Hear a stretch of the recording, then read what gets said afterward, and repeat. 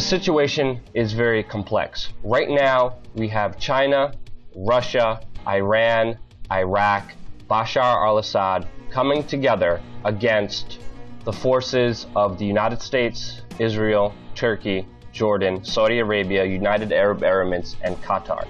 As we know from the previous history, fighting ISIS has not been the US's goal. Ever since 2006, according to leaked WikiLeaks documents, the US was planning to overthrow Assad. Now, Assad stood in the way of a pipeline that Saudi Arabia was planning to build that would undercut Russia and provide oil to Europe. That's why he was seen as an enemy way before ISIS. ISIS was supported, just like the rebels in Libya were supported to overthrow Gaddafi.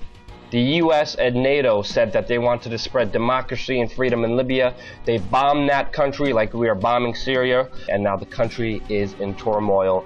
It is destroyed. There's no democracy. There's no more freedom. The US did the same strategy by funding and supporting Syrian rebels. They called them the freedom fighters. Meanwhile, it turned out that they were ISIS.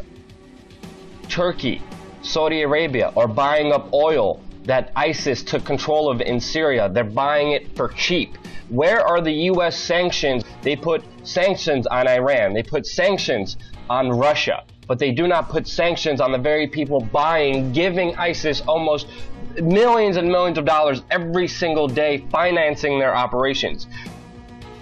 The US was supposed to be bombing ISIS, as we've heard in the news, but they are even refusing to buy training camps that are turning out thousands of fighters a month. Because the US does not want to defeat ISIS, the US wants to defeat Assad because he's standing in their way. You see John McCain here, who visited Syria, was standing behind these so-called freedom fighters. They all turned out to be ISIS.